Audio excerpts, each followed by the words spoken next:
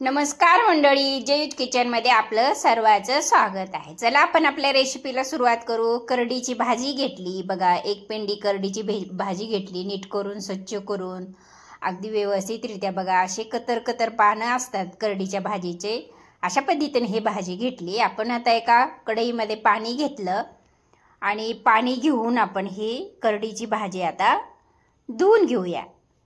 बघा, अशा पद्धतीने ही भाजी या पाण्यात टाकून घ्यायची आणि अगदी स्वच्छ धुवून घ्यायची।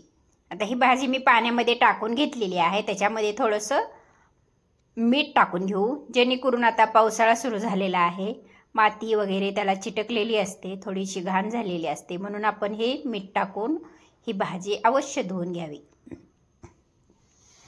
बघा, अशा पद्धतीने ही भाजी आपण धुवून घ्यायची। अशी भाजी धुवून घेतलेली आहे। आता आपण ह्या चाळणीमध्ये काढून घेऊया। बघा, अशी पाणी निसरण्यासाठी या चाळणीमध्ये ही भाजी काढून घेतलेली आहे। आता आपण हे भाजी बारीक कट करून घेऊ।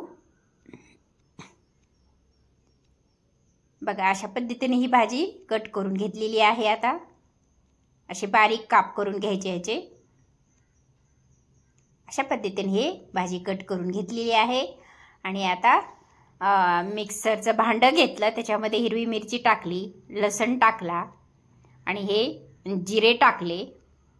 बघा, अशा पद्धतीने हे जिरे टाकून घेतलेले आहे। त्याच्यामध्ये हे जिरे आपण ह्याच्यामध्ये टाकून घेतले आणि आता आपण हे ग्राइंड करून घेऊया। बघा, अशा पद्धतीने हे न पाणी टाकता आपण ग्राइंड करून घेतलेलं आहे। अशा पद्धतीने ही आपली पेस्ट तयार झालेली आहे। आता गॅसवर मी एक पॅन ठेवला, पॅनमध्ये मी 2 चमचे तेल ओतून घेतलं। बघा, आता तेल पण गरम झालेलं आहे। आपण आता ती पेस्ट करून घेतलेली पेस्ट याच्यामध्ये घालून घ्यायची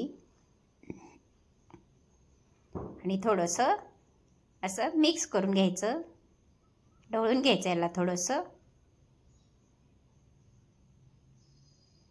बघा, अशा पद्धतीने हे आपण आपला मसाला जो टाकलेला आहे, आपली जी पेस्ट टाकलेली होती हिरव्या मिरचीची, लसणाची, ती आता व्यवस्थितरित्या आपला मसाला तयार झालेला आहे। आणि त्याच्यामध्ये आपण हे करडीचे पानं जे कट करून ठेवलेले होते, हे करडीचे पानं मी याच्यामध्ये टाकून घेतलेलं आहे।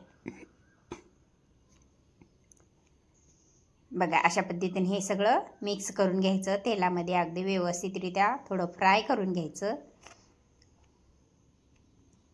आणि आता हे मी मुगीची डाळ टाकलेली आहे। मुगी हे पिवळ्यामध्ये हे मुगीचे बी टाकलं जातं आणि हे मुगीचे जसं पिवळं मूग असतं तशाच ह्या मुग्या असतात, त्याची ही डाळ आहे। ही डाळ मी ह्याच्यामध्ये टाकून घेतलेली आहे। बघा, अशा पद्धतीने मी हे मिक्स करून घेतलं। हळद, लाल तिखट पण टाकून घेतलं। आता हे पण मिक्स करून घेऊया। बघा, अशा पद्धतीने हे सगळं मी मिक्स करून घेतलेलं आहे। पूर्ण एकजीव झालं आता। बघा, अशा पद्धतीनं।